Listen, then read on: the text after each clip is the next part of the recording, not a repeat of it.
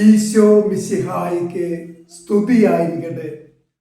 സ്നേഹമുള്ളവരെ, നമ്മുടെ ഭവനത്തിൽ ആരെങ്കിലും മാരകമായ അസുഖം ബാധിച്ചോ, പലവിധ അപകടത്തിൽപ്പെട്ട് ഇനി ചികിത്സയൊന്നും ചെയ്യാനില്ല എന്ന് പറഞ്ഞുകൊണ്ട് ഡോക്ടർമാർ കൈയൊഴിഞ്ഞ് അതീവ ഗുരുതരാവസ്ഥയിൽ മരണത്തോട് മല്ലടിക്കുന്ന സഹോദരങ്ങൾ, ജീവിതത്തിലേക്ക് തിരിച്ചു വരാൻ സഹായിക്കുന്ന കർത്താവിൻ്റെ വചനം സങ്കീർത്തനങ്ങൾ 6-ാം അധ്യായം 4-ാം തിരുവചനം.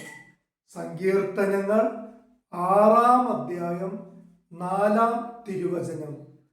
കർത്താവേ, എൻ്റെ ജീവൻ രക്ഷിക്കാൻ വരണമേ. അങ്ങയുടെ കാരുണ്യത്താൽ എന്നെ മോചിപ്പിക്കണമേ. കർത്താവേ, എൻ്റെ ജീവൻ രക്ഷിക്കാൻ വരണമേ. അങ്ങയുടെ കാരുണ്യത്താൽ എന്നെ മോചിപ്പിക്കണമേ. ഈ വചനം പഠിച്ച് നമുക്ക് കർത്താവിനോട് പ്രാർത്ഥിക്കാം.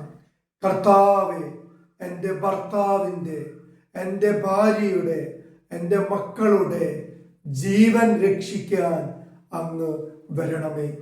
അങ്ങയുടെ കാരുണ്യത്താൽ അവരെ ഈ അപകടത്തിൽ നിന്ന്, ഈ രോഗ അവസ്ഥയിൽ നിന്ന് മോചിപ്പിക്കണമേ എന്ന് വിശ്വാസത്തോടു കൂടി കർത്താവായ യേശു ക്രിസ്തുവിൻ്റെ നാമത്തിൽ പ്രാർത്ഥിക്കാം.